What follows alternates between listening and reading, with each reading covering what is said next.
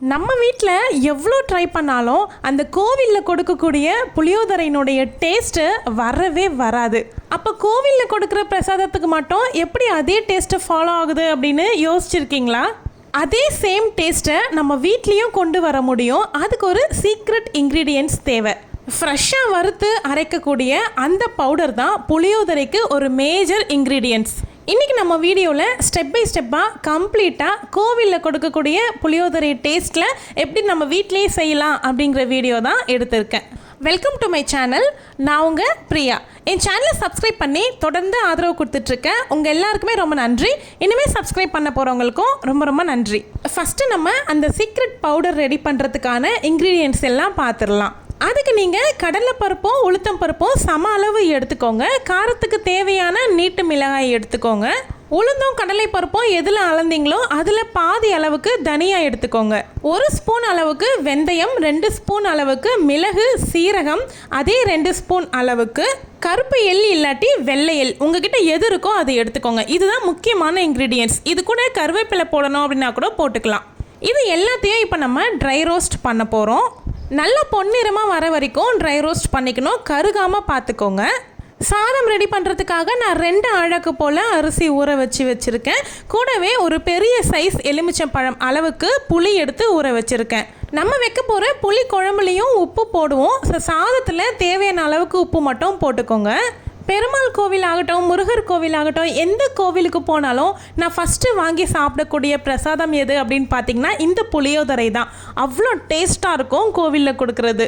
எனக்கு மட்டும் இல்லை, பெரும்பாலானோர் எல்லாருக்குமே இது ரொம்பவே ஃபேவரட்டாக தான் இருக்கும். சாதம் வேகும் போதே 1 ஸ்பூன் அளவுக்கு நல்லெண்ணெய் ஊற்றிக்கோங்க.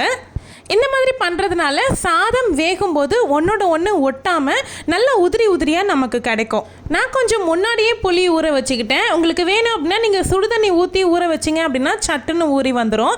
நல்லா கரைச்சி எடுத்துக்கோங்க. கொஞ்சம் திக்காகவே கரைச்சிக்கோங்க, தண்ணியாக கரைக்க தேவையில்லை. நிறைய பேர் வீட்டில் இது ரொம்ப பெரிய ப்ராசஸ் அப்படிங்கிறதுனால இதை பெருசாக செய்யவே மாட்டாங்க. பட் இது எனக்கு ரொம்பவே பிடிக்கும். என்னுடைய வீட்டில் எப்போவுமே ஒரு புளிக்குழம்பு இருந்துக்கிட்டே இருக்கும். அடிக்கடி செஞ்சு சாப்பிடணும் அப்படின்னு விரும்புவேன்.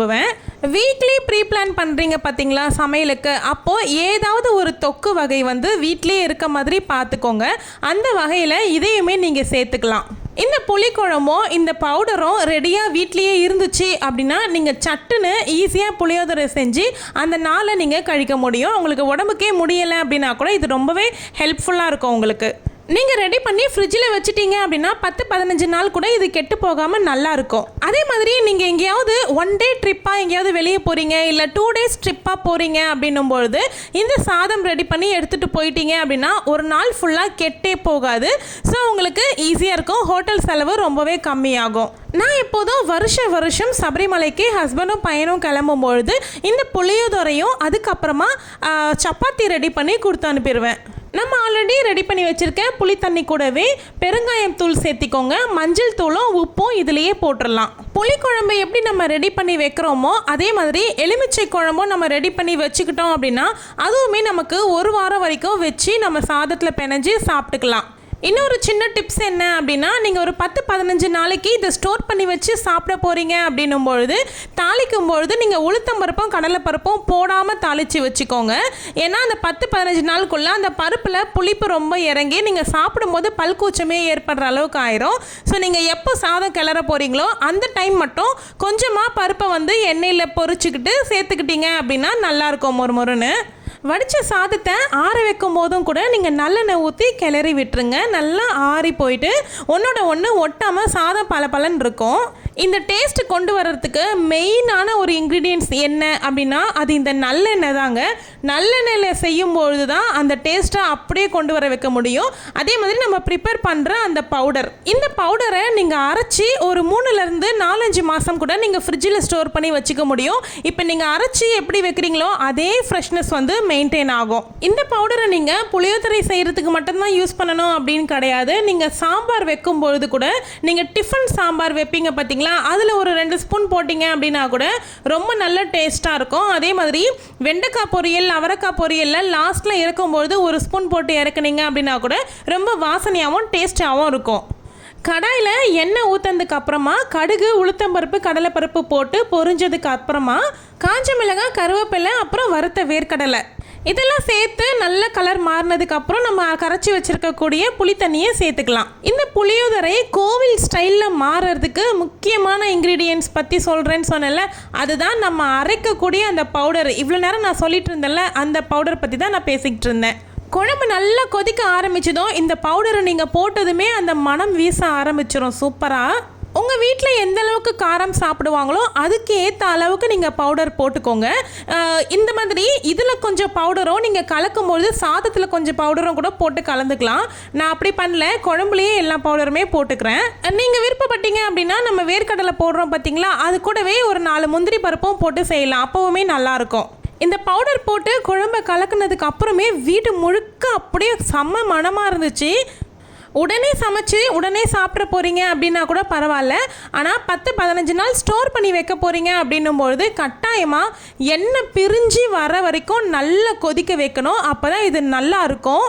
தண்ணி எதுவுமே ஊற்றக்கூடாது. நம்ம புளி கரைச்ச தண்ணி ஊற்றுறோம் பார்த்தீங்களா, அதோடு அவ்வளோதான். தண்ணி இல்லாமல் நல்ல தொக்கு கன்சிஸ்டன்சியில் எண்ணெய் நல்லா பிரிஞ்சு வரணும். ஃப்ரிட்ஜில் ஸ்டோர் பண்ணுறதுக்கு முன்னாடி கம்ப்ளீட்டாக இதனுடைய சூடு ஆறுனதுக்கு அப்புறமா வேறு ஒரு ஏர்டைட் கண்டெய்னரில் போட்டு அதுக்கப்புறமா ஃப்ரிட்ஜில் வைங்க, ரொம்பவே நல்லாயிருக்கும். குழம்பை சாதத்தில் மொத்தமாக ஊற்றி கலந்துடக்கூடாது, கொஞ்சம் கொஞ்சமாக நம்ம கலந்து பார்க்கணும். அளவு சாதத்துக்கான அளவும் குழம்பும் கரெக்டாக மேட்ச் ஆகுதா அப்படின்னு கலக்கணும். அதிகமாக ஊற்றிட்டீங்க அப்படின்னாலும் டேஸ்ட்டு நல்லா இருக்காது. மதியம் சாப்பிட்றதுக்காக நீங்கள் செய்ய போகிறீங்க அப்படின்னா நீங்கள் மார்னிங்கே கலந்து ரெடி பண்ணி கொஞ்சம் எக்ஸ்ட்ராவாக குழம்பை ஊற்றி கலந்து மூடி வச்சிட்டிங்க அப்படின்னும்போது மதியத்துக்கு ஊறி நல்ல கரெக்டான கன்சிஸ்டன்சியில் இருக்கும். சாப்பிட்றதுக்கு ரொம்ப ரொம்ப டேஸ்ட்டாக இருக்கும். சைட் டிஷ்ஷுன்னு பார்த்தீங்கன்னா எனக்கெலாம் இதுக்கு சைட் டிஷ்ஷே தேவையில்லைங்க, இதுவே போதுமானது. சில பேர் சைட் டிஷ் இல்லாமல் சாப்பிட மாட்டாங்க. அப்படிப்பட்டவங்களுக்கு ஒரு வத்தல் ரெடி பண்ணி கொடுத்துட்டிங்க அப்படின்னா கூட சூப்பராக தொட்டுன்னு சாப்பிடலாம். இன்னும் சூப்பராக இருக்கணும் அப்படின்னா உருளைக்கிழங்கு ஃப்ரை தாங்க இதுக்கு ஆப்டாக இருக்கும். அதாவது ஃப்ரை பண்ணக்கூடிய எல்லா காயுமே இதுக்கு சூப்பராக இருக்கும். உருளைக்கிழங்கு, வாழைக்காய், கருணைக்கிழங்கு இந்த மாதிரி ஃப்ரை பண்ணி சாப்பிட்றது தொட்டுக்க வச்சுக்கிட்டிங்க அப்படின்னா ரொம்ப சூப்பராக எவ்வளோ சாப்பிட்றீங்க அப்படிங்கிற அளவே தெரியாமல் கமன்னு சாப்பிட்டுக்கிட்டே இருப்பீங்க. நான் ரொம்ப ஈகராக வெயிட் பண்ணிட்டு இருந்தேன், எப்போடா இதை சமைச்சு ரெடி பண்ணி முடிப்போம், எப்போடா சாப்பிடலாம் அப்படின்னு சொல்லிட்டு. ஏன்னா எனக்கு இது ரொம்ப ரொம்ப மோஸ்ட் ஃபேவரட் ஃபுட்டுன்னு சொல்லலாம். அவ்வளோதாங்க. மெயினாக என்ன சொன்னேன் அப்படின்னா நல்லெண்ணெயில் சமைக்கிறதும் முக்கியமானது. அதே மாதிரி இந்த பவுடர் அரைச்சி சேர்க்குறோம் பார்த்தீங்களா, இதுதான் மெயினாக அந்த கோவில் டேஸ்ட்டை அப்படியே கொண்டு வர வைக்கும். இதே மெத்தடில் நீங்கள் வீட்டில் ட்ரை பண்ணி பாருங்கள், அவ்வளோ டேஸ்ட்டாக வரும். கண்டிப்பாக நீங்கள் ட்ரை பண்ணி பார்த்துட்டு கமெண்ட்டில் சொல்லுங்கள். இப்போ நான் டேஸ்ட் பண்ணி பார்க்க போகிறேங்க, அதுக்கு தான் எடுத்து வச்சுக்கிட்டேன். அவ்வளோ சூப்பராக தேவாமிர்தமாக இருந்துச்சுங்க. அவ்வளோதான். வீடியோ பிடிச்சிருந்தா லைக் பண்ணிக்கோங்க, ஹைப் ஆப்ஷனை கொடுங்க. சேனலுக்கு புதுசாக வந்திருக்கீங்கன்னா சப்ஸ்கிரைப் பண்ணிக்கோங்க. தேங்க்யூ.